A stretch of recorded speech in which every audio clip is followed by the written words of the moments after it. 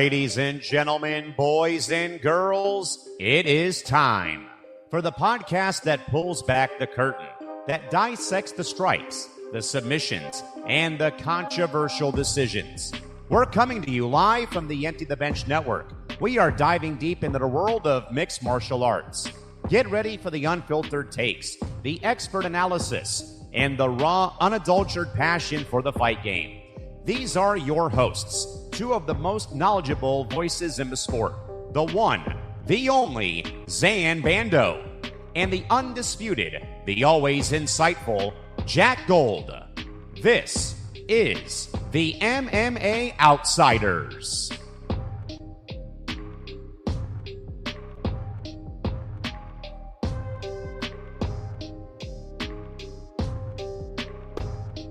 What is up, everyone? We are live. This is the MMA Outsiders. I'm Zain Bando. He's Jack Gold. It is Thursday afternoon. It is mid to late February, and it is just after 3 p.m. Eastern. Jack, how are we doing? I'm doing good. It's a big weekend of fights. I've been waiting for it. We got Gable Stevenson fighting tonight. We've got Fury tomorrow. We've got UFC Saturday. We're rocking and rolling. Yeah, we're rocking and rolling for sure. Just let's get a few quick reminders out of the way. This is episode 157, and it is being streaming live to a bunch of our different platforms, including the ETV Network YouTube channel, my YouTube channel, Jack Gold's YouTube channel, my Twitter account, the MMA Outsiders Twitter account, as well as Bando's Breakdown to ETV Sports and the ETV Network. So without further ado, let's get into it, and also stay tuned later on, about halfway through the stream. You might end up hearing from a special guest that you may have heard of before, if you know the history of this show, as it dates all the way back to 2022. So just figured I would throw that in there as well. But please be sure to like and subscribe to the Empty the Bench Podcast Network. To do so, youtube.com/ETP Network. And of course, with no further ado, to introduce myself, I'm Zain Bando. I'm a staff writer over at MMA Knockout, and I am pleased to be joined to my right by Jack Gold. Jack Gold is an independent MMA content creator. Jack, anything new or exciting in the pipeline as February is slowly but surely winding down and we transition into March here, man? Nothing really new. I just want to put it out there because I don't think we're going to be talking about this Fury card right now. My guy, Eduardo Duda Pena, he's fighting tomorrow night. All these 35ers been ducking him. He's fighting Danny Shelton in the 5th fight of the night. I can't wait. It'll be a good time. If you got nothing going on Friday night, make sure to tune in. Yeah, and I'm pretty sure that card would be considered a Fight Pass card, right? Correct. So yeah, very, very exciting stuff. Please be sure to tune in. And when can people tune into that? When does that card start? I believe it starts at 5 or 6 p.m. tomorrow night, but I will double check for you. Right this moment, it starts at 6 p.m. Eastern, 5 p.m. Central. Okay. So with that said, there you go. And of course, for those of you who don't know, if you want the OG archive, of course, you can listen to the MMA Outsiders wherever you get your podcast, Spotify, Apple Podcasts, Acast, and so much more. So we have more of a news day today than anything. Of course, we're going to preview UFC Houston. We'll go over how we did on UFC Vegas 113 as well. We actually have a record correction on my end. I did one fight better on that card, or one fight worse on that card than I had initially anticipated, but still an above 500 record, and a record I will take for sure. So I guess let's get into the show. We're going to start now with just talking about updates, because there's been some stuff going around just in regards to the UFC White House event itself. Who could be headlining it? The UFC has not officially announced anything, but several reporters were saying the same thing. The main event of the evening looks to be Ilia Topuria versus Justin Gaethje.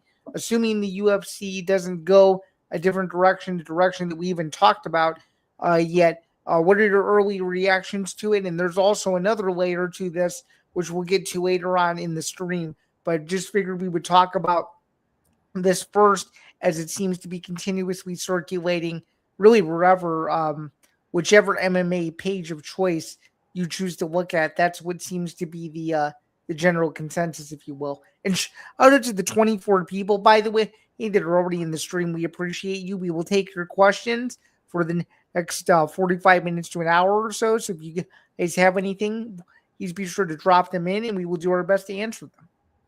No, but with this White House card, I think I like it, man. I think people forget what they're doing. I look back at the Sphere, and if you look at the Sphere, the bottom 7 fight, there were 10 fights. The bottom 7 weren't anything crazy. The top 3 were cool. I think it is way more so about the location than it is the fights. Yes, there will be some big fights on the card, but I think the UFC is focusing on the White House rather than the fights. I think we'll have a bunch of Americans on the card. And listen, Ilia versus Gaethje, everybody's writing off Gaethje. I'm kind of writing off Gaethje, but it's guaranteed to be a fun fight. Well, my question to you is, why would you even remotely consider writing off Gaethje? It's different than not picking him, but why would you write him off considering that he's had a few career resurgences and this may be his last one? I just like it's the same deal with Hamzat to me, kind of. It's like when a fighter is so good and their one weakness is typically length, and Gaethje doesn't have that. I just don't know how he's gonna hurt or affect Ilia. Like Ilia will let the fight come to him for the first couple minutes, make the read, and cold cock him. And I think Justin, even though he performed well against Patty. Like, he did not look like his typical self. He wasn't as fast. He wasn't as clean. No, he didn't. And I think that is a bad sign. Okay. Fair enough. I mean, if you're going to get Ilya at 100% focused, I don't see how he loses. So that's Ilya's going to be coming to the press conference like, Justin, she took the kids. I'm sorry. Like, it's just going to be a problem. Okay. So you think there's going to be some hidden narratives and stuff like that people are going to have to pick up on as it's happening that will need further context and the whole thing? So I think so. Okay. And just kind of speaking of this, I mean, we're sitting here. It's February 19, 2026, as I alluded to at the beginning of the stream, and we still don't quite know when they will begin to start announcing these. They don't even know how they're going to announce it. I mean, they even admitted it last Sunday after Zuffa Boxing that they had no idea how they were going to announce this thing. Let's just put our thinking caps on here. I'll let you go first. How do you think they're going to do this reveal? Do you think it's going to be something unbelievable? Do you think it's going to be something in front of a green screen? Do you think it's going to be filmed on a toaster? I mean, what do you think here? I mean, we could go as wild or unimaginable as you want, or as simple as you want. What do you think? Listen, I'm a gambling man. If I were to bet my money on it, it's going to be a Paramount and UFC collabed Instagram post with the White House in the background, and the first 2 fights are the co-main and main event on the poster. This is your UFC White House main event. No video, no nothing, lazy as shit. But it's what they did with the Sphere. I keep looking back at that. The Sphere is the closest thing to the White House that has ever happened. See, I completely disagree with you. I completely disagree. It's going to be this unbelievable promo in the middle of either UFC 326 or UFC 327, where there's going to be a pause in the main card, and people are going to be like, "What the heck is happening?" And then the lights will dim, and then the broadcast is going to go full screen, and it's going to be the greatest promo you've ever seen in the history of UFC promos. Period. I like to be an optimist. I think they know that they only have one shot to do this the right way, and they know that if they this up, they're going to be looked at in a different light. So I'm going to go big and bold and say I think it's going to be this promo that no one is going to be expecting, and it's certainly going to be a promo that's not going to be leaked anywhere until the event actually happens. So I'm doing it based off history. Every big card we've gotten so far is Dana sitting at his desk on an Instagram live stream or an Instagram post. So I'm in the negative, you're in the positive. I hope we land somewhere closer to you than me. See, I disagree. I think it's going to be a UFC 200 style reveal where we're going to be, oh my God. I just don't see that happening. As much as they should do that, I just don't see it. See, I think you're underestimating the past history of what the UFC used to do, and I think you're using your recency bias. And this is no slight at you, but I think you're using your recency bias to base off your answer. And I'm just telling you that I think you need to think a little bit, a little bit bigger than that. They didn't pay $7.7 billion to do this new TV deal without something unbelievable, because they know the spectacle nature of it. That's well, my question to you, isn't recency bias typically within a year? This has been 7, 8, 9 years of dog shit. So I think you're looking at it like, oh, this guy won the gold medal in his 20s and he's at 40. Can he pull it off? I don't think so. See, I don't know. I think you're underestimating the power of those three letters a little bit, but we shall see. So I don't know, but what I can tell you is, I think regardless of who's on the card, people are going to be pissed about it.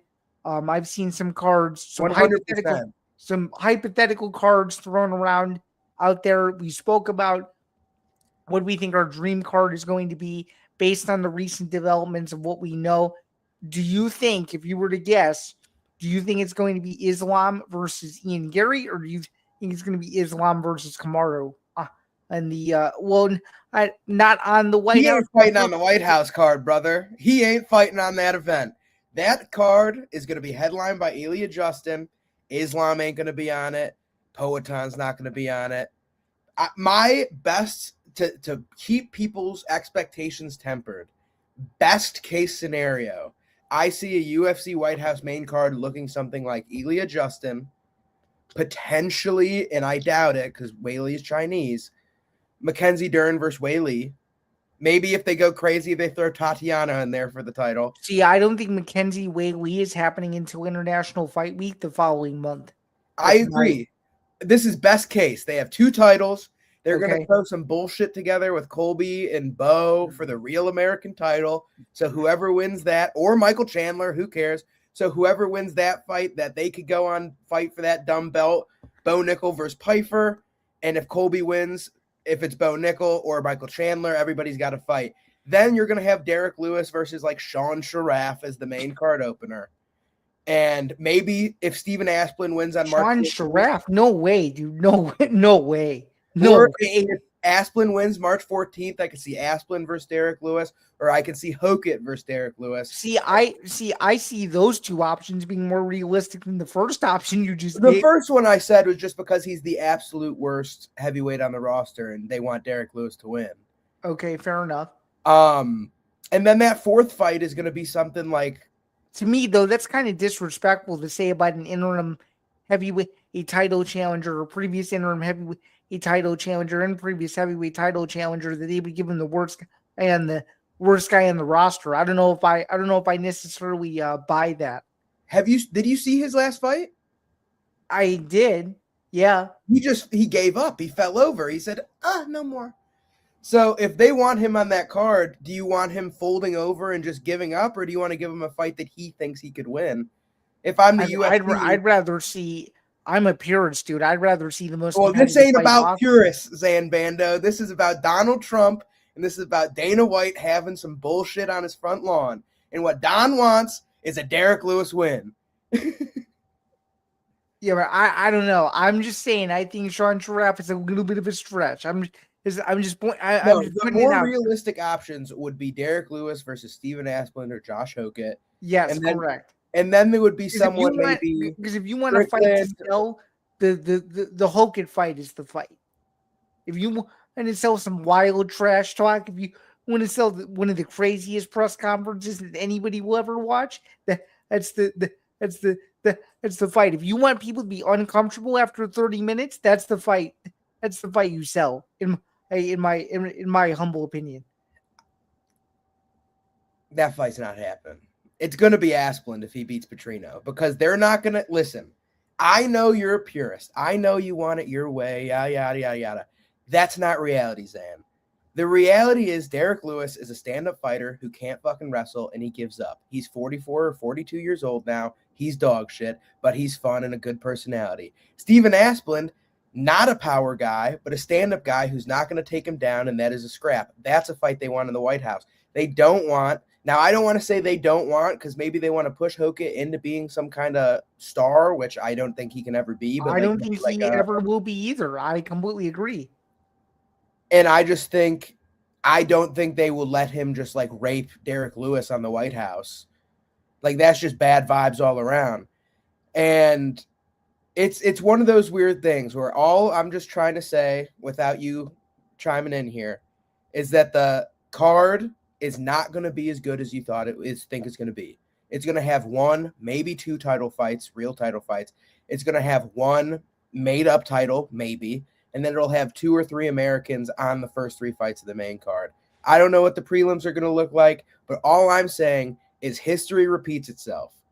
If you look at these, like the one spectacle card we've ever had, it was dog shit on paper. I think this card is much more. This card is much more. Hold on. This card is much more for the spectacle of fighting on the White House lawn, showing what's happening, rather than the actual fights.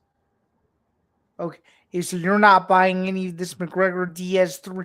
You don't think that happens or anything like that? No. How long does it have to be for Conor to be like, I'm coming back? And he never does. Like, it's like Nate Landwehr said, it's like loving your neighborhood hoe. She ain't ever gonna love you back. Like, you have this theory, oh, he's coming back. He ain't never coming back. Okay, so that actually will lead to a very interesting discussion when we get to the midway point of the show. Speaking of potential biggest fights of the year, this is a fight that people think is going to destroy this card out of the water when it comes to ratings, which I wholeheartedly agree with. It is Ronda Rousey versus Gina Carano in a hexagon. It's being promoted by Most Valuable Promotions.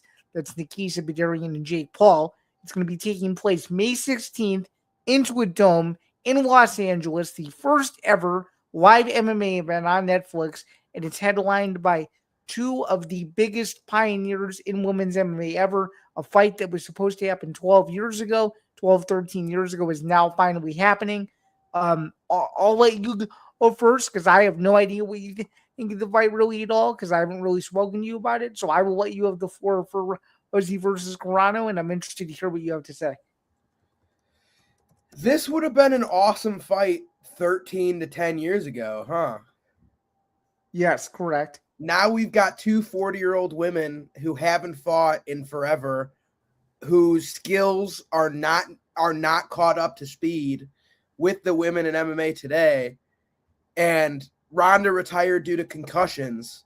Like, this just makes no fucking sense. This fight, they're not going to make weight. It's too soon. The fight's going to blow. I'll put every dollar I have on this fight goes over. This goes to a decision because they're just going to clinch fest the whole time. This is going to be terrible. I'm interested to see what they do on the undercard to see if they have some real fights on there. But Ronda Rousey, by the time this fight happens, she's 39 years old. Gina Carano is 43 years old. By the time this fight happens, she'll be 44. The last time Gina Carano fought was, first of all, she has 8 fights. Crazy. Gina Carano's last fight was in 2009, dude. Yeah. 17 years ago. 17 years ago. And the last 2 Ronda Rousey fights, sorry, she fought girls who are as good as they need to be today and got her fucking ass whooped. The last time Ronda Rousey won a fight was 11 years ago. Like, this is so dumb. This is the GFL on crack. Well, I'm going to stop you. I'm going to stop you right there, because going into that Holly Holm fight, nobody expected that fight to go the way it did. No one had a single. Doesn't matter. She got starched, and then the next time she came back, then she avoided media for a year because she can't take criticism. Came I back, agree with. She did. Got starched in 30 seconds, and then disappeared. She didn't want it. She doesn't want it. She said for 10 years she doesn't want to fight. This whole fight, according to Ronda, is because Gina Carano was depressed and she wanted to give her something to do. Like, what are we doing? Okay, these are all valid points, so I will give my 2 cents on this. This, to me, and this is no disrespect to either of them. When I when I go into this rant, I'm calling out the promoter here because I think this is mostly the promoter's fault. They want, to me, and this is an old reference, this feels like a Elite XC ploy, and I'm going to explain what that is. When I first started following MMA, Elite XC was a premier promotion that was on the scene for a little bit. It was only a couple years, okay?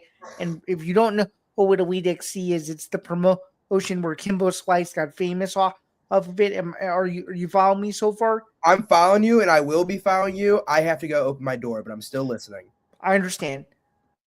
So as he does that, I'm going to explain this to you guys for those of you guys who don't know. So they wanted to make a huge fight, a huge fight in their terms between Kimbo Slice and former UFC Hall of Famer Ken Shamrock. Well, the Shamrock fight was canceled hours before it was supposed to happen.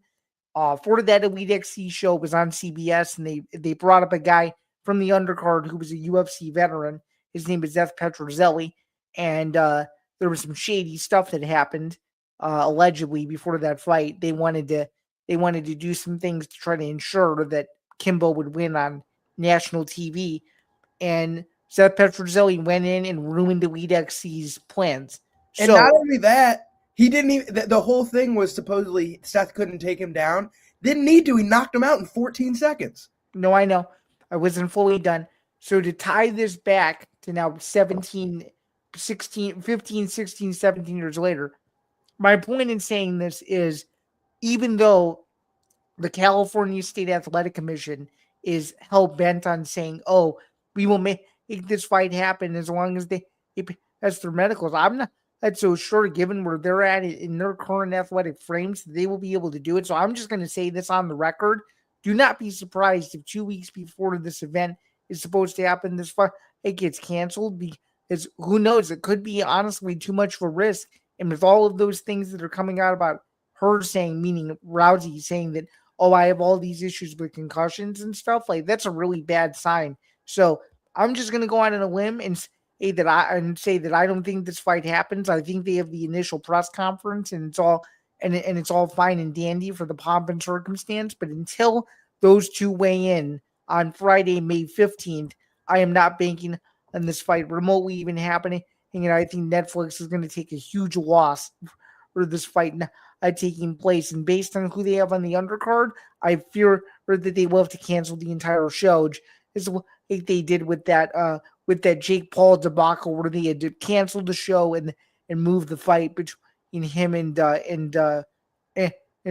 what eventually became the Anthony Joshua fight that was supposed to be the Gervonta Davis fight. So that's the end of my rant on that. Am I excited in a sense that she wants to come back? I mean, I guess if you're of a certain age, that's great.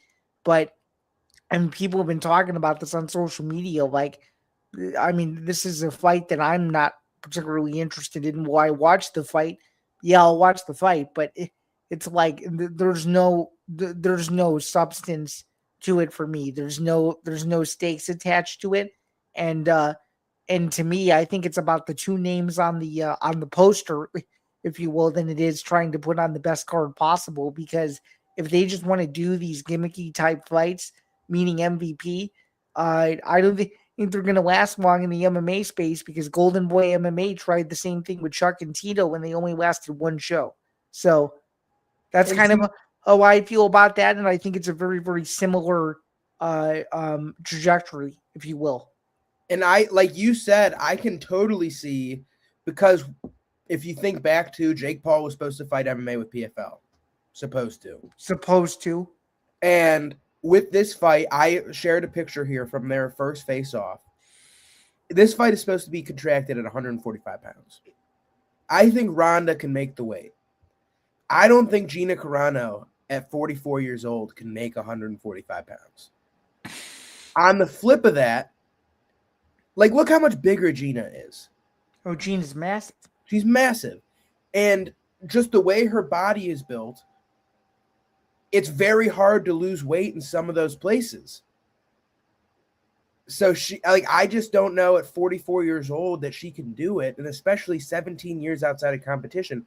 Plus, like you said, I can see 2-3 weeks beforehand this fight gets pulled and they want to keep it going because it's at Intuit Dome, it's on Netflix, Jake Paul steps in against a bum. Whoever it is, they don't even care. Yeah, a nobody. 0-6.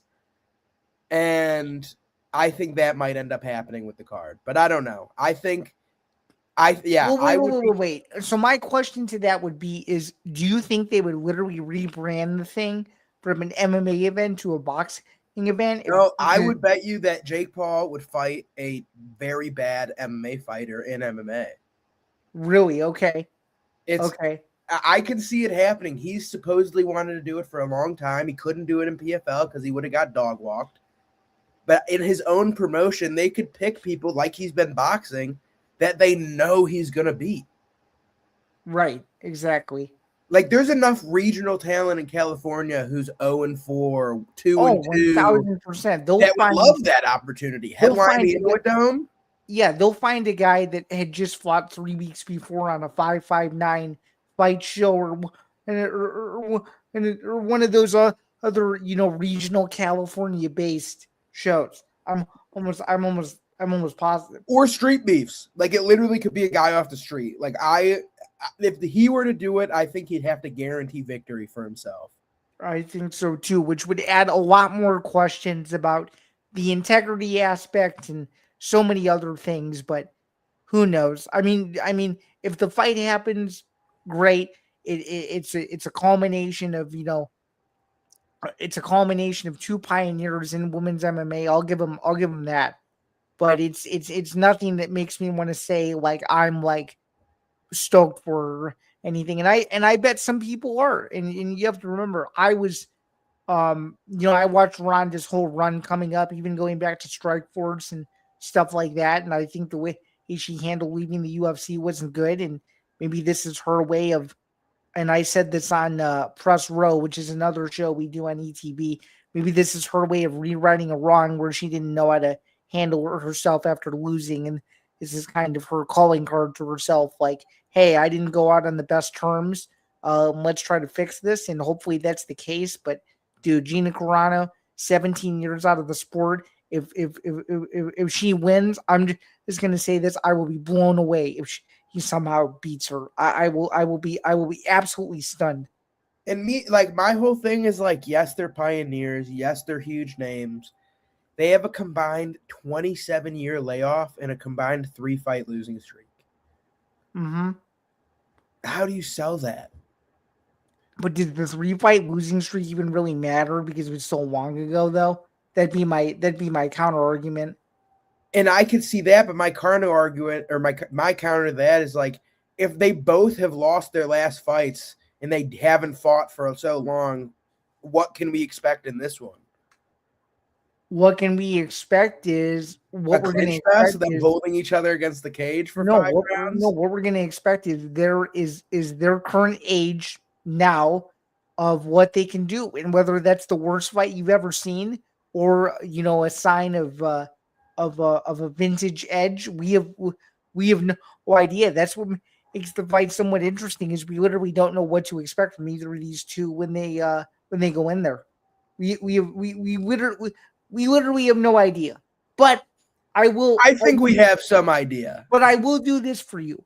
If this fight happens and you somehow happen to be home in Illinois that weekend, I will make an appointment for us to watch the absolute clown fest that this is going to be. How about that?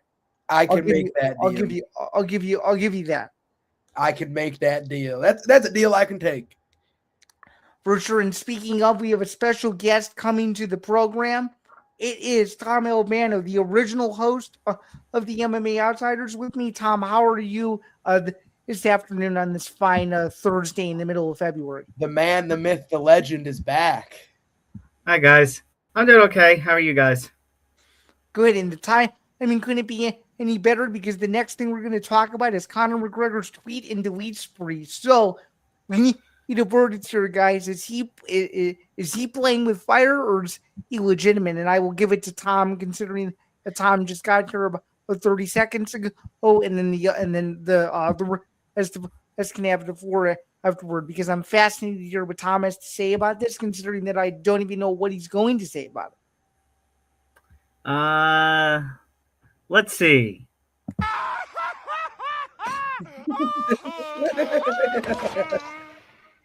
Real. You're kidding, right? Zain, you know me. You know that I am at the point where it's like, I'll believe it when he's actually making the walk to the octagon. At this point, we have seen too many things fall to actually take into consideration the idea of Conor McGregor actually fighting. Now, is the UFC interested in having Conor McGregor fight? Probably. Probably, I would say so. Is it actually going to happen? I don't know. Simply because, and I talked about this a couple of years ago when it was still you and I, and we were in the midst of that first Tough Enough season where we were watching that tough season with McGregor and Chandler. And we talked about it in 2024 as well. The theory that there's got to be something going on between Conor and the UFC, that the UFC wants Conor to sign a multi-fight contract to ensure BKFC, Jake Paul and his boxing, any of them can't get their hands on McGregor for in-combat competition. Would he take a fight with any of those? I don't know, but I don't know either. But I don't think the UFC wants to take the chance. Okay. So if you're saying that they don't want to take the chance, are you saying they don't want to take the chance of giving him up, or they don't want to take the chance of signing him and him not fulfilling his new contract? Both essentially. Okay. They don't want it. That at one point they're tired of the games because, and it goes to something that I kind of mentioned or implied in our appearance on Press Row yesterday, Zain. UFC doesn't need to worry about getting people like Conor McGregor to the levels of the Conor McGregor, John Jones, Ronda Rousey. They don't. There's more to leverage now with this Paramount deal. Social media is bigger now. Like they don't, like they're more so, to me, this is just from an outsider standpoint, and I don't know anything. An MMA outsider standpoint. No, and when I say I literally have no inside information on this, I don't. This is just from an observational standpoint. It seems to me like the bigger focus in today's version of those three letters is literally promoting those three letters on a weekly basis, and that's really about it. Mm-hmm. I agree. I also want to. Am I wrong? Am I wrong at all in assuming that? Not at all. Not at all. And what I want to add quickly too is like the last time we saw Conor McGregor, it was July 10th, 2021. Which I was there for. That's how long ago it was. And I just want to ask you this. At that time, I feel like for me and everybody else was like, dang, that's old McGregor now. That's old man McGregor. 5 years have passed. He was only 32 then. He's almost 4. He's 37, going to be 38 now. And his last win was over 6 years ago. Like, I think obviously he's always going to be a name. He's somebody that I could see MVP being like, oh, we'll do this instead of Gina Carano, Ronda Rousey type stuff. But it's just like, I think, again, I was telling Zain earlier, Thomas, it's like I feel like history repeats itself in the UFC as it does in all of life. There's a reason we take history class. If I'm just looking at history, Conor McGregor is not reliable. He says everything and does nothing. Fair enough. He promises and doesn't deliver. And he's like, I'm showing up, I'm ready. And then he doesn't do it. I think that's why, Jack, part of me is wondering if he just made this tweet so that way he can try to get, I don't know, like leverage or something if he is talking to the UFC. Yeah, similarly to when he like fake retired in 2016 and all that. And it could be a similar thing. But the thing now is just like he could do that then because he was in the prime. He's out of his prime. He changed his body drastically up and down. He shattered his leg. He went on a 3-year coke bender. He tried to become the president of Ireland. Like, he's done all these things that aren't MMA.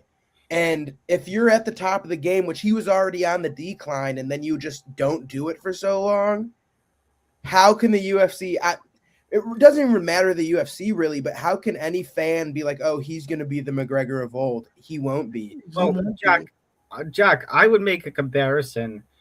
maybe people might say that I'm doing a little bit of an extreme here, but I look at what's going on with Conor McGregor right now from the 2010s from the mid 2010s into the mid 2020s, and I'm seeing parallels between his career and Mike Tyson's in boxing, where Mike Tyson goes through all the legal trouble, and even when he comes back in the 90s, how he loses to Evander Holyfield, has that disqualification loss. It's almost 100% the same parallel, except we haven't gotten the comeback part. I was going to say, I think it's an exact parallel with no comeback on the horizon. Like Mike still had. And to think, even with Mike Tyson, I mean, Conor McGregor has always fought, the toughest of the competition. Mike Tyson, you guys talk about comeback. He loses to Lennox Lewis. I think he gets a win in 2003, but then he loses in 2004 and then loses to Kevin McBride in 2005 to end his career. Mm-hmm. We haven't seen Conor McGregor at that point yet, but man, if he were to come back and do, let's say, freaking bare knuckle boxing or something like that, who's to say we won't see that? See, I could see him doing well in BKFC. I could see him doing well in Misfit. If he actually competes, though. Agreed. That's the I thing. could see him doing well in a striking sport. But the problem is with that, to me, is almost like McGregor has surpassed so much. It's like, if it's not the UFC and if it's not versus like a current huge boxer, it's too big for him almost. It's like, what is the incentive of him doing it other than he wants to do it? And call me crazy, I don't see him wanting to do bare knuckle. It's not even that he doesn't want to do it. He doesn't have to. Exactly. Once he got that payday against Floyd, he didn't have to do anything. And that's when everything changed. Well, if it's true that that's when everything changed, then in your guys' estimation, why do you think the Khabib fight still happened then? Because it was still, that's what I'm saying. Like, that was the first fight back to MMA. It was the biggest fight possible. It's literally the biggest fight in MMA history. But if you look at what happened in that fight, Conor didn't do anything. He couldn't do anything. His only win since Floyd Mayweather is Unc Donald Cerrone. The only one. Alex Morono beat Donald Cerrone. Which means then, gentlemen, we're coming up on a decade since his last meaningful win. Literally. Yeah. November of 2016. And it's just like, the win against Donald's a good win, a good performance. But like I said, Alex Morono beat Donald Cerrone. Jim Miller beat Donald Cerrone. It's like, it doesn't mean anything. Right. Okay, before we move on from this, I need to put on the alternative timeline hat for a second. Let's hypothetically say in a different world that COVID never happens. Does he eventually return to the UFC in 2020? And does this Poirier rivalry ever reach that, reach that third fight with all that controversy? Or do you think he has a different career if COVID doesn't happen? No, I kind of feel like we probably would have gone down a similar path, even if COVID didn't happen. Okay. Interesting. Jack, what do you think? I don't think really COVID played a role in it because he didn't fight since 2018. So I think COVID was probably the thing that brought him back because he was like, dang, we can't do anything. January of 21, it's like, woo, or 20 or whenever it was. January 21, then he fought in July of 21. Yeah. That's when they did the trilogy. It was like they did the Donald fight and everything happened in that because he was locked down. I know it's the same for me. It meant I wanted to do more. Right. So it's like, I think him going stir crazy was the best thing for his career at the time, to get back in it. But I think now, because there's nothing, thank God there's nothing. The world's back, kind of. And it's just when he has everything available at his fingertips, what is pushing him to be the best fighter anymore? And I don't think it's anything. Okay. I agree. Interesting. Yeah, my final 2 cents before we move on to a couple other things in the final 15 or so minutes of this stream, which, by the way, shout out to the 100+ people who have tuned in. You guys are not going unnoticed, so please keep smashing that, and please be sure to hit that like button. That way you guys know that more streams like this are coming, in the pipeline, and shout out to now the 103 people that are tuning in. I guess my final thoughts on this are, I think until we hear something, I think it's going to be the same sort of song and dance where we're going to hear nothing, and then we're going to hear some more of nothing, and it's going to be just him going back to his old ways of just continuously tweeting, trying to be the center of attention, and then it never kind of materializing into anything at all. And certainly, guys, stay tuned because more tweet and deletes are coming, and I can almost guarantee that. So for sure. That's what I think. Kind of transitioning into some real news, though. The PFL announced the main and co-main event for the April 11th show at Wintrust Arena. It's gotten some interesting responses, if you will, within the MMA community. Jack, I'll start with you on this. It was a Thursday morning news dump. If I've ever seen one, I woke up to an email that confirmed the news for me. But I will let you start. So I hate it. Why are we getting these dog shit cards? This is awful. It's terrible. Sergio Pettis is the number one contender. Sure, he should headline. Also, pause. Why is it not a vacant title fight? They have a vacant title. The title is vacant in that division, and Sergio is number one. Lapalus just got a KO. What the fuck are we doing? Side note, I love Mitch McKee. I was at his – what's up, Scum Punch? I was at his 6th fight in LFA. It was great. He has fought absolutely nobody. This dude sucks. Not sucks. Let me rephrase. That's me. I like Mitch. Better make me feel funny or else it'll be very frustrating. I honestly think that's most people. That is a take of if ever seen one thing. Thank you. I think you just got us cracked up for the next 15 minutes, and I'm surprised we're still not broken out in laughter. But please, Jack, please continue. That was great. But no, it's just like Mitch McKee is a great prospect.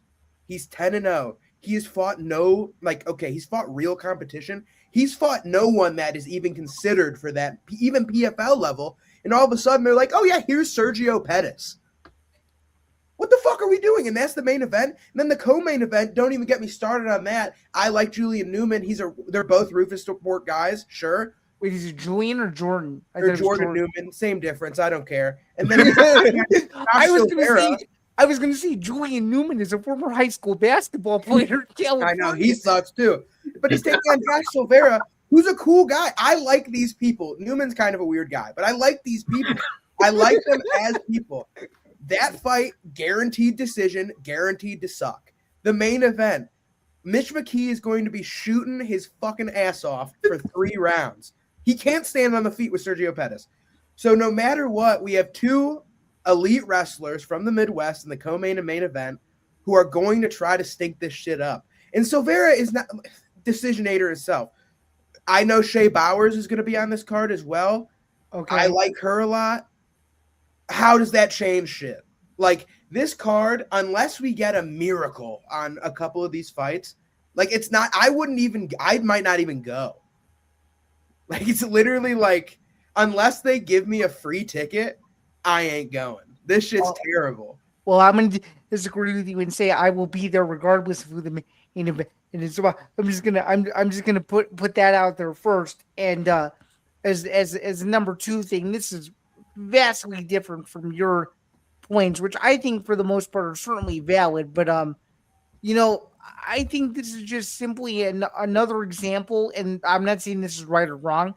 I just think they want to do things differently, and I think their unconventional methods are not sitting right with certain groups of the MMA community, which I totally understand. But if you want to step up and prove yourself type of main event, Mitch McKee, by some miracle, has a chance to completely change the entire trajectory of his MMA career. I think it's too big of a step up in competition. In terms of the co-main event, I don't know. I think it's a lose-lose situation for both guys. I'm curious to see who's on the rest of the card, but something that I don't think a lot of people are talking about, and I'm sure that Tom can attest to this once I finish in the next 15 seconds. Yeah, the point I want to bring up. Head to head with UFC 327. What are we doing? Yeah. What are we doing? Here's what I'm going to say. And it's very interesting because I'm definitely not going now. Well, Zen and Jack kind of know where I sit in this, considering the situation that I'm going through with the organization right now. Here's the thing. When I first woke up and I saw the main event, I just saw the last name McKee, and I thought Sergio Pettis, AJ McKee for the Bantamweight Championship. That's what I thought too. And I said, "Oh my God, because that would have been an answer. That would have been a just shot. Okay, say UFC. Oh yeah, here you go. Here's but our AJ could never make bantamweight. I know, or Sergio AJ McKee featherweight championship or contender fight. Yeah, whatever they wanted to do. My point is Sergio Pettis versus AJ McKee would have made more sense with championship implications one way or another. Would have made more sense as a main event. I like McKee, not AJ McKee, the McKee that actually is going to be fighting Sergio Pettis. I like him, but being thrown into a main event with Sergio Pettis in your first MMA fight, like, you better have, that's a lot of pressure. You better bring everything for that main event. And that is actually more of the problem. Like, I understand that they're going through a rebuild period. I want to support the PFL in their rebuild period, that they're trying to sign, up and comers, and they're trying to put some established stars with these up and comers. The thing is, Chicago, I think, is a place, Zan can attest to it, where you need to have some heavy hitters come out. You do. You need heavy hitters, and you also need Midwest talent that people. I couldn't resist. I know, and we haven't brought this out in almost 7 or 8 months, so I'm glad you did. I'm just going to go on my soapbox. You need Midwest talent that will get and I'm just going to say this, and this is no disrespect to my city at all, but based on the people who I talk to, there are more people in the city that are very surfacey MMA consumers as opposed to me. You need something that will get people to say, "Oh, I need to be there and I need to get a ticket," and I just don't know. Which I've explained. McKee are not the guys. Well, and it's like they book Vadim Nemkov versus Yoel Romero, or they book, or that was Bellator, but same company, whatever. By the way, hey, I actually genuinely enjoyed that fight from what I recall, but it certainly didn't make sense for the location. And then at PFL last time, what was it? Dalton Rasta versus Aaron Jeffrey, and then the the co-main event, and then it was the two. It was the two Russian guys in the main event, I think. Oh, Kurmagomedov versus Umlatov. Andrei Korshkov. Terrible. It was terrible. It should have been the other way around. I know. Agreed. And I'm also just want to add to this as well. I just don't understand the matchmaking. The bantamweight rankings in PFL. I can't find them on here, but I have them pulled up on my phone as a picture. I was just shocked in the first place that they even implemented rankings. Me too, but there's a vacant title. Sergio's number 1. Stotts is 2, Lapalus is 3 coming off a KO. Magomedov's 4, Alves is 5, Komedov 6, Kieran Clark 7, Kavalov 8, Laziron, the Cuban guy 9, and Lewis McGrillen 10. If I'm I just don't understand. You don't take any of the up and coming guys from the fucking rankings, and you take a debutant. It's not even just that, guys. Here are the announced fights right now for UFC 327 in Miami that night. Okay. Joshua Van versus Tatsuro Taira for the flyweight championship. There's no word on if this is going to be a main or a co-main. I'm going to assume a co-main. But co-main also.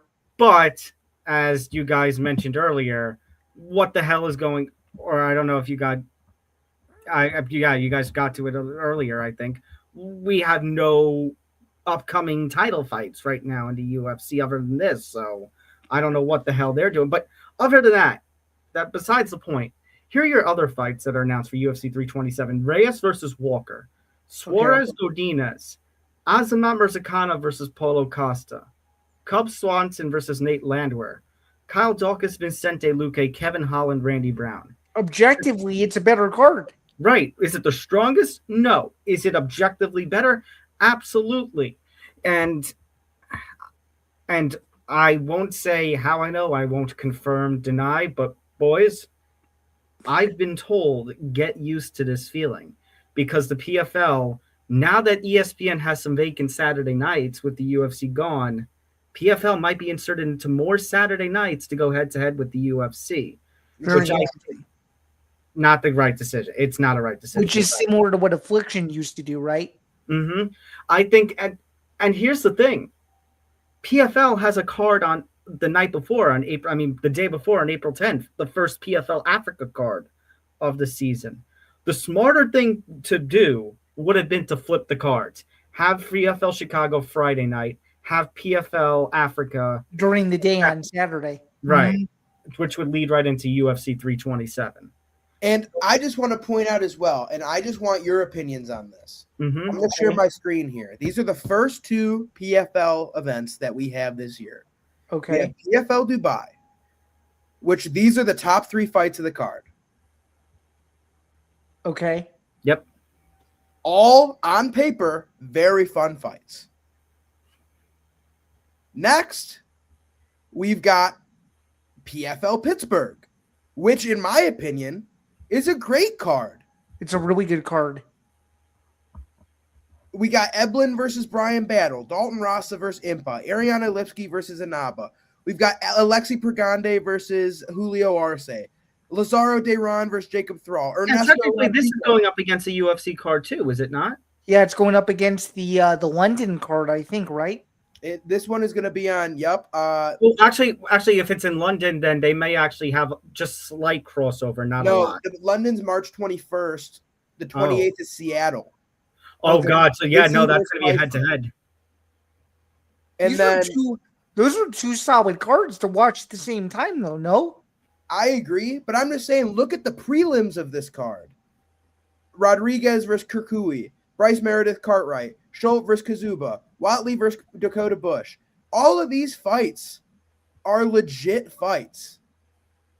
And then you look at our 2, the co-main and main event, and they're fucking prelims on the other card. Like, I just don't understand what they're thinking. Actually, especially a big market. Actually, Jack, I think you missed one. What about Madrid on the week before? Oh, you're so right. You're so right. And even that card's banging. Vancinas Edwards, AJ McKee Borix, Alex Shabley versus Duque, Franco Tenaglia, former BKFC champ versus the French guy, Linton Vassell versus Golstov 2. Like, there are still great fights on this card. Are the prelims a little worse? Yeah, but they're all Spanish dudes, so it's whatever.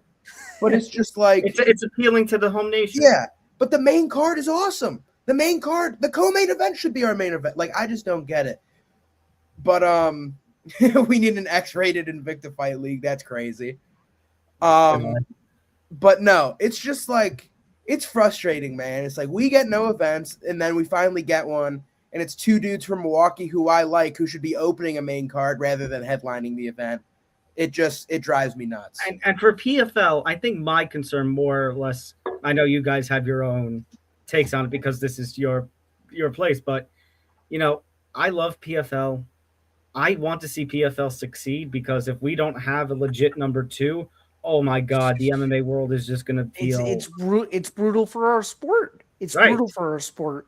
Things are brutal now. There's definitely, we've talked about it, Zain, in the past. There is definitely a little bit of a recession right now, in the hopes that this Paramount deal might be elevating us out of that recession. And that's partially one of the reasons why I'm going, because number 1, hashtag support the sport, and number 2, you sometimes need to watch number 2, because even though number 1 is light years above, number 1 is an every week occurrence, and number 2 is trying to get to the head, but they're sort of stagnant in what their true identity is going to be.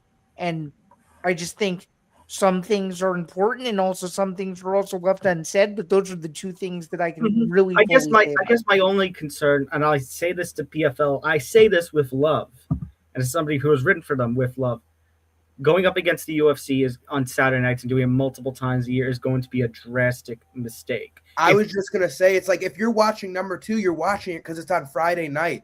I agree. If PFL, I loved Bellator, I love PFL. And I loved how Bellator occasionally did it, but focused more on Friday nights. Agreed. But my problem with both of them, but way more so with PFL than Bellator, it literally seems like they don't know what the fuck they're doing. They don't know what they're doing. And I'm going to make a football reference, so sorry to those who are international viewers and don't care for American football or don't watch American football. Yeah. That Zan would I don't know. Jack, I don't know how much of it you watch, but Zan would probably know that this is like a few years ago, not John Gettleman, when he was with the Giants, saying, we can win and rebuild at the same time. No, you can't. It's like you got to pick a lane, and they're refusing to pick a lane. It almost feels like right now with the CEO change to John Martin is known for creating fire sales, essentially, and getting the most worth out of a thing in a short period of time. And my fear of him taking over is he's just going to sell. They're going to sell it, and it's going to be something else again. And it's going to be some Saudi league, or it's going to be some like foreign league that's never here. It's a number 2. It's just, we know they'll never be number 1, but could we just have a solid, smart number 2? And like the actual fights at PFL are good. I like the smart cage. I love the spectators. It almost makes people miss the WEC. I'm pretty sure. It's just, it's crazy. It literally feels like watching like a number 2 and it was in its heyday. And I'm sure Tom can attest, because Tom was around when the WEC was in its heyday. And if you remember, Tom, they owned Wednesday and Thursday nights, where you knew that if it was a major Wednesday or Thursday night preceding UFC, it was always going to be a major WEC show, right? Yep, absolutely. Mm-hmm. And my fear is that PFL is going to be reduced so much. And number 1, I don't see ESPN giving them a new deal at the end of the contract. I don't think so either. I think at that point I think they'll be going fully to Vice if the international shows are on Vice. I think Vice will pick up the whole library, is my guess. That's what I think. Well, it better be Vice or a it's got to be somebody, or they're shit out of luck. Or a renewed NBCSN, because if all the events are going to be streamed on their app starting in 2027, it won't be long before the UFC purchases them. And the problem with that is then, like, who's next? There's one, the least organized promotion on earth. Like, no, the next biggest would be the LFA, the minor league UFC. Yeah, like, it's ridiculous. That's why I'm actually praying, but that's why I'm praying for this. As much as, it's a risk, and Rousey versus Carano, whatever. And it kind of implied it yesterday on Press Row with you, Zan. We need, and it's taken me a lot to say this because I'm not a fan of the guy. We need Paul and MVP Promotions and MVP MMA to succeed, because then it's another alternative. Well, I hate that you're right. Like, they need to fucking nail this card. They need to have an awesome undercard. They have to have awesome. It might be 6 fights. They have to have an awesome 5 fights on this card. Mm-hmm. And I don't know who it can be, but I would look at that GFL roster and mix and match the best ones I can do. But I just don't know what to do there. Like, it's a tough situation. Well said. With about 10 minutes to go, we're going to move into some previews now. Let's start, though, with the elephant in the room. What did we think of Sean Strickland's comments over the last few days? Typical Sean Strickland, but I'm sorry. Absolutely not. And it's disgusting. But the UFC is not going to do anything. So I'm going to have to put the journalist bias aside. What you have to do if you hate this, you hope Fluffy Hernandez whoops his ass on Saturday night. Jack, what do you think of it? Sorry to twist your buttons, Tom, but I just don't care. We know what we're getting with Strickland every time he fights. So Jack, that's my point. What he says is absolutely disgusting, but the UFC isn't going to do anything. So I said, if you hate this, then what you got to hope is Fluffy puts such a whooping on him that. I agree. I just don't think that happens. Like, my problem is just like Strickland. It's just a mess. Because, like, in person, he's a lovely guy. And then every time he gets in front of a camera, he goes absolutely Looney Tunes. And it's just like, what the fuck are you saying, man? He's calling Bad Bunny an F slur. He's saying he wants to get which is just way too far, man. It's crazy. It's crazy. Or Bryce Mitchell, same deal. Like, there's all sorts of people doing crazy stuff. And I think that's part of the great thing about the sport, and I think it's one of the terrible things about the sport. It's just like, you can say whatever you want because you're literally about to have a fist fight, and you could hope you lose, but it's the same thing as like everybody freaking out on Bryce Mitchell, then Gene Silva finishes him, and then everybody forgets. They're like, oh my God, Gene Silva's the best. But Jack, there's a difference. I think Bryce Mitchell's stock has actually taken such a hit after everything that he's been through, between the comments and then getting knocked out by Josh Emmett and then getting knocked out by John Silva. I think it's more so about the performances than what he did, honestly. Oh no, I'm not saying you're wrong there. I'm saying, but everything combined has led to, it's one thing if he's winning and becoming a drastic, top level heel, to borrow a pro wrestling term, in the UFC. But when you're not winning, I mean, look at Colby Covington saying all the crap that he did. And he's somehow still ranked, yet he's super inactive. Tied for 14th.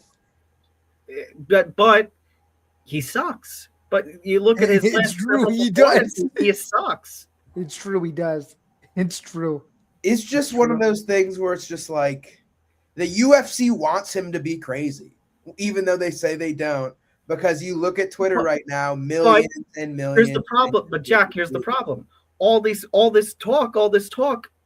What's the track record of all these talkers? They all lose. Eventually, they lose. See, I was gonna say, with everybody we've said, that they have accomplished one of the highest goals in MMA. It's like when you reach the top, and I don't like defending these guys, but it's just like Sean Strickland, former undisputed champion. Colby Covington, former interim champion. Bryce Mitchell, former top 10 featherweight. It's like, if you're talking your shit and you're winning, the UFC doesn't care. I don't care. Whatever. The problem is, Jack. The problem is that was then. They're not now. Are they? Like they're happening. Mitchell's off a win. Strickland's off a win. I still need to see more from Mitchell. Strickland's not off a win, but like Strickland's not off a win now. But he's off a title fight, and Colby Covington. Dog shit. I hate him, but it's just like it. As bad as this may sound, I just don't care. It's typical. There's 1,500 athletes on the roster. 10 of them are dickheads. Whatever. It's the same thing as like, do you condone what he says? No. But that's what I'm saying. Hold on, let me finish. Or do you dislike Strickland more than you dislike Cedric Dumas? Do you dislike Strickland more than you dislike John Jones, who's an actual fucking criminal? Like, those are the things where I'm like, it's a give and take. Like, Dumas has been arrested 16 times. John Jones beats his fucking wife. Like, these things, allegedly. It's just like that stuff to me is much more actions speak louder than words. I don't care what these guys say. Okay. Yeah, I mean, I don't really have an opinion of it either, other than the fact that nothing is really surprising to me anymore with him. No. It's obviously going viral for the wrong reasons. Obviously, a bunch of major outlets have tried to get a statement out of Paramount, which they won't get, of course. And yeah, I mean, I think if you want to talk about people tuning into this main event for one reason or another, I think you just got the outcome you wanted, because if they wanted eyeballs, they certainly got him based on what he said at his media day. So speaking of, let's get into the card here very, very quickly because we're running over time. UFC Houston this Saturday. It's the first UFC event back after a week off. Main event, as we just alluded to, is Sean Strickland versus Anthony Hernandez. Jack, would you be happy to pull the card up? Already on it. So, all right. Jack, while you're doing that, here's my problem. I guess are we going right to the main? Yeah. And we can go in which order you want, and then we can give our picks, and then we'll be able to move on to the here's my problem. It kind of connects to the last topic too, which is why I kind of want to use it as like a bridge. with Sean Strickland. And this is something that, Zan, you and I have talked about previously when we were hosting this show. I look at Sean Strickland's track record. I'm not impressed. Look at these wins. Paulo Costa. I'm just starting to take Paulo Costa somewhat seriously as a fighter again after what he did throughout the start of the 2020s. Israel Adesanya. Yeah, that's a good win. That's the upset of one of the greatest upsets. Right. That was when he was still a champion too. But think about his run before that fight. Okay. Abus Magomedov, who dominated him. And Dana claimed nobody wanted to fight Abus Magomedov. That was laughable. Took it on like 2 weeks' notice and dominated him. Or was that Imavov? Well, Nasruddin Imavov, I mean, look. No. The fight that was 2 weeks' notice was a boost, I'm pretty sure. Was a boost, yeah. But the win before that was Nasruddin Imavov, and that was before Imavov went on the run that he's on right now. Cannonier, split decision, debatable. Alex Pereira. Anybody who watched that fight, Cannonier did not win that fight. Alex Pereira, I have no idea what the hell Strickland was doing in that fight. Idiotic. Hermanson, split decision. But Uriah Hall, Jocko, I mean, he has some His record may not impress you. His only true 2 losses in the last 6 years are Alex Pereira and DDP one time. Because that first one, coin flip, either one of them could have won. He KO'd Brendan Allen, beat Jocko, beat Uriah Hall, beat Jack Hermanson, lost to Pereira, beat Jared Cannonier, beat Nasruddin Imavov, finished Abus Magomedov. But those guys don't scream top-level competition to me. Nasruddin Imavov is the number 1 contender. When he beat Jared Cannonier, he was top 5. When he beat Jack Hermanson, he was top 10. When he beat Uriah Hall, he was top 15. He arguably beat Dricus. He beat Paulo Costa, who was top 7 at the time. Like, even though it might not scream to you, middleweight's dog shit. So it's just like he's beating the best of the rest. Fair enough. I just think Anthony Hernandez. If you're not impressed with Dricus's resume, how are you impressed with Fluffy's? With his best wins being Roman Dolidze, Brendan Allen, Michelle Pereira. I think there's more stock and more upside to Fluffy than there is to Strickland. Interesting. I'm picking Strickland to win. I want Fluffy to win. I am picking Strickland as well. I just disagree with the two of you on going Fluffy. The competition that Fluffy has faced. Again, I just want to go through this quickly. Rodolfo Vieira, new to MMA, finished him as like a massive underdog. Then decision with Jock Fremd. Guess what? He's in the PFL now. Finished Marc-Andre Barrio. Guess what? He's bottom 40. Beats Edmund Shabazian. Guess what? He's bottom 40. Beats Roman Kopylov. Okay, top 20 guy. Beats Michelle Pereira. Not in the top 25. Beats Brendan Allen. That's a great win. I'm high on BA. Then he beats Roman Dolidze, who shouldn't be ranked. So it's just like, I don't know. You have to admit that the win over Dolidze, the way that he did it was dominant. It was awesome. It's one of my favorite performances of last year. So I think if he wins against Strickland, you combine that with the Dolidze, whatever you think about Dolidze, I think that smells potential new rising star. 100%. Because it would be the biggest win name-wise of his career if he were to beat Strickland. By a mile. My biggest problem with Fluffy is that a middleweight has never had to win more than 8 fights to get a title shot. This is going to be Fluffy's 9th. Anytime there's some cursed shit like that, like Kamaru Usman tying GSP's title record, or Izzy, or anything like that, oh, he's going to be the GOAT if he wins this, Merab, they lose. So here's the problem with this fight. I don't see Fluffy or Strickland beating Hamzat. I'm sorry, Same. I don't. I don't either. Well, that's assuming that Hamzat still stays at middleweight, though. True. Well, the UFC, playing on something that Jack said, if you're going to that point, the UFC better hope he stays at middleweight. Mm-hmm. Because like the top 5 right now is what? Strickland, BA, RDR, Kaio, Fluffy, and Hamzat and DDP. Like, Ooh, that's the worst top 7 in any division of the UFC right now. Besides heavyweight. God forbid I forget heavyweight. Right.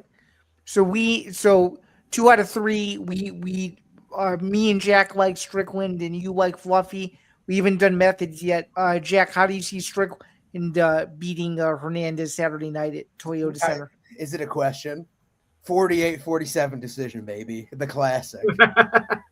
I will agree with you on. I think this one's going to distance. See, I disagree with both of you. I think Strickland gets a late stoppage. That would be crazy.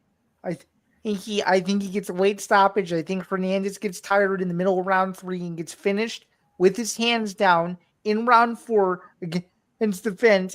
And it's one of those where people are going to be like, okay, let's wait for the post-fight interview. And I'm just going to say this now. It's going to be the cringiest, most viral post-fight interview we have seen in the last 10 years. I'm going to say it's going to be the number 1 most talked about thing on Sunday morning across every single social media platform you could possibly think of.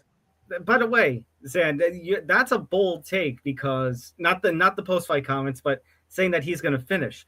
Abbas is the only one that he's finished in the last 5 years. Outside of that fight, you'd have to go back to 2020 for Strickland's last finish. Hey, with how unpredictable the sport is these days, I gotta shoot my shot where it's due, and I think that's where it is. And we'll see, though. It should be interesting. Any other fights that jump out before we move on? There's a couple here. I want to go over, first of all, Jacoby Smith versus Josiah Harrell. I'm excited for that. Jacoby Smith is a beast. Jacoby Smith is the best welterweight you've never heard of. And Josiah Harrell has one of the best stories in sports, and he's fucking awesome. I think Smith is going to win, but I think this is going to be a very competitive fight. Underrated fight of the night nominee. For sure. I think Zachary versus Michelle is either going to be an awesome round 1 finish or like the worst decision you've ever seen. Chidi versus Carlos Leal, kind of same deal, round 1 or bust. And then this one right here, John Paul versus Phil Rowe. I think John Paul is capable of being a top 10 welterweight in the UFC. And this is his first step to getting towards that. This fight, especially considering Rowe's recent track record, this fight smells like Rowe being fed to an up-and-comer. Yeah, and I was going to say this fight also smells like if Rowe loses, he's probably done. Yeah, correct. I'll add on some thoughts. Jeff Neal, Euros Medic. Interesting. I think this is going to be a big test for Medic to see if he truly can compete with some of the better ranked guys at welterweight. Why the hell are we having Sergey Spivak versus Ante D'Elia? Seriously, why the hell are we having this fight? Heavyweight is freaking cursed. Yeah, it's just a cursed heavyweight match. I'm excited, though. I was confused by the Medic matchup with Jeff Neal, and it's because reportedly by Crazy Kev, what a guy. Supposedly the UFC is going to Serbia, so who knows? Dan Ige taking on Costa. Man, you gotta hope for Ige that he ends up winning this fight, because if he doesn't, he's an entertaining guy, but man, that's gonna be rough for him to have lost 4 or 5. Right. And I think like that Pitbull loss just is like anybody top 20 he loses to, anybody below that he beats, and I think Melky's top 20. Well said. Yeah. Well said. Any final thoughts before we move on to some boxing to close out the show? And also, be sure to stay tuned. We will have all of our picks on Saturday. And actually, we're going to be able to bring in Tom as picker. Tom, are you excited to join us for this one-off edition for UFC Houston? Absolutely. Good to be back with it. Yeah, sounds good. And just one final note before we move on from UFC Houston. Going into this card, I am 23-14, while Jack is sitting at 29-8. I went 9-4 on UFC Vegas 113, while Jack finished 11-2. So overall, we did really, really well on UFC Vegas 113 by some miracle, which, given our luck, that means that we will be sub 500 or better on UFC Houston, because that's how the UFC always works. So, speaking of fights, but we're going to a different discipline here. A few more topics to get to in rapid fire fashion in the next 3 to 5 minutes to wrap up. On the same night, we have Mario Barrios taking on Ryan Garcia on DAZN. This will precede UFC. I think it's a little bit earlier in the evening, only on DAZN. What are your guys' quick picks for this one? I think Mario Barrios beats Ryan Garcia. What do you guys think? I'm gonna take Ryan Garcia for the vibes. Okay. Wait, what do you mean for the vibes? I want to see him go schizo again. So if he wins, I think we get another fun pre-fight with Ryan Garcia. You don't think he won't go schizo again if he loses? I mean, shit. If he gets knocked out, he might actually go schizo. So I don't know. I just want it to be a fun, competitive boxing fight. Like so many that suck. Let this one just be good, please. Tom, who you got? You got Barrios like me? I'm the tiebreaker? Yeah. I'm going Barrios. Okay. I think, look, I know Ryan Garcia. I know Mario Barrios just went the distance with Manny Pacquiao to a draw, and people can point it out and say, you know, well, why the hell is this a thing? Because, I mean, why the hell would you pick him considering that? But Manny Pacquiao, even at his age, even at advanced age, was still winning and winning. And he's one of, if not the GOAT of boxing. So, and Ryan Garcia is coming off a loss, if I'm not mistaken. Yeah, he lost to Rolly Romero. He is, yep. Which I had a crazy reaction video about because I couldn't believe it. So, if Ryan Garcia is going to be a champion, I need to see more than the way that he fought against Rolly. So I'm going to go with Barrios. All right, and then the final topic of the show, which thank you for bearing with us. We've gone a little bit longer than anticipated, so thank you again for adjusting on the fly. For those of you who are still watching, the 122 loyal viewers who have tuned in the entire time, we greatly appreciate you. Final topic, because I had to throw this in there. Eddie Hearn clapping back Dana White. Dana White said some questionable things about Eddie Hearn and the way that Matchroom is done, and that he was basically helped out by his dad. Well, of course, Eddie Hearn had the unbelievably perfect counter to it, where basically the Fertittas were hand holders, and now Dana's new dad, quote unquote, is Turkey Al Sheikh. I think this rivalry is getting really, really funny and really, really interesting. What do you guys think? And that's funny because Dana White and Eddie Hearn, didn't they used to coexist peacefully? Yeah. So it's funny to see. And honestly, Eddie Hearn is correct. Eddie Hearn's correct. Dana White didn't do everything by himself. He had the Fertittas who had the money, and then he's got TKO. He's got Turkey Al Sheikh. I think, and the thing is, TKO, I want to believe in this promotion. I want to see it be different and everything. But, you know, those first three cards don't have it. It doesn't have the names, of course, that the rest of the boxing world has. Right. I think the pause on it, though, is Eddie Hearn is literally nepotism definition. He's made zero of his own dollars, zero anything that he's built on his own. He walked into his daddy's company and took over. Jack, I agree, but I don't think it was fair for Dana to take the shot when he's had financial backers helping him as well. I think, listen, I just like a good rivalry in between promoters like De La Hoya and Dana, and now Eddie Hearn. But I just think from everybody, it's kind of hypocritical. It's like, yes, it's like, okay, Oscar's making fun of Dana when he's dressing up in dresses and getting pegged and doing cocaine and has ab implants, and then Dana's making fun of Eddie because Eddie's a nepo baby and hasn't earned anything he's ever done. And then they're making fun of Dana because he's just the face of the UFC and hasn't done shit. It's just like a triangle of ass. Yeah, exactly. And I would be remiss if we didn't end this, because it's in the title, because we haven't spoken about this. 30 seconds to a minute. Floyd Mayweather, Mike Tyson. Do we care? Do we not care? Are we watching it? Or terrible? What are we doing? What are we doing? I have no idea why this fight is happening. All I know is my former employer at Fight Sports is the one who's producing this, and I don't know how to feel about that. I think it's. I can tell you exactly what it's going to be. Tyson stalking Mayweather the whole fight, just walking, and then Mayweather giving a hug the whole going, fight. That's the whole fight in a nutshell. That you don't even have to watch it. I did it for you. Yeah, you probably don't have to watch it. That's for sure. But that's going to do it, though, for another edition of the MMA Outsiders. Thank you so much to Tom Albano for coming in. And I would be remiss if I didn't pop this up. Tom Albano, senior writer for MMA News and an MMA contributor for Deadspin. Tom, anything exciting coming up in the pipeline in your world of things? We kind of all do different things in this industry. So I will let you have the final floor before we move into the outro and all that good stuff. I mean, I'll be covering UFC Houston this weekend, and then it's going to be interesting to be trying to cover the UFC and PFL stuff simultaneously. Well said. Yeah. Well said. And you're not, I assume you don't want to tease any of your best bets for UFC Houston, or will not yet,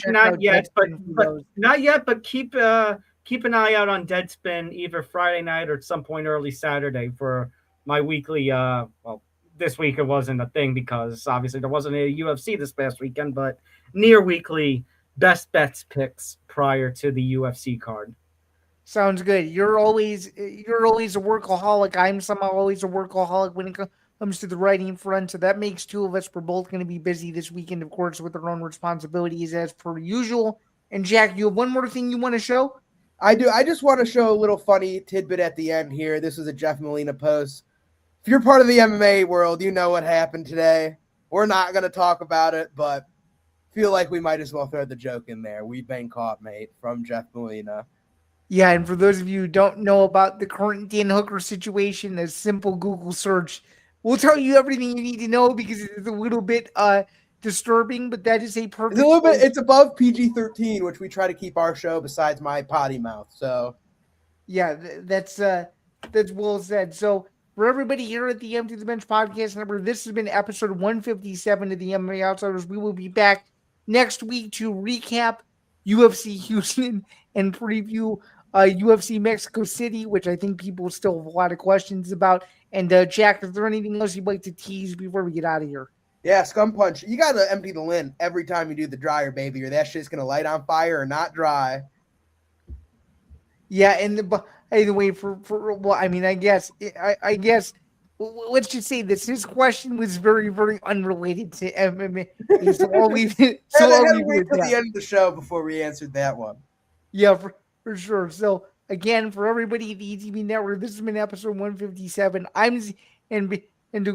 He's Jack Golden. Jack, you didn't answer my final question. Anything else you want to plug for what next week's episode could look like? Is there going to be any craziness? Is there going to be any madness? What do we got?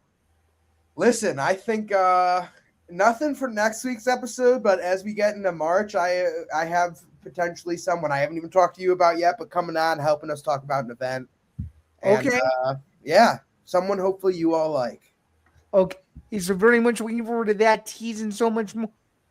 Yeah, thanks again for tuning in, everyone. We hope you have a great rest of your week. Enjoy the double batch of fights this weekend if you care about both boxing and UFC. And we will see you all next Thursday. Have a good one, everyone. Didn't mean to do that. Here we go. So, Zain Bando disappeared.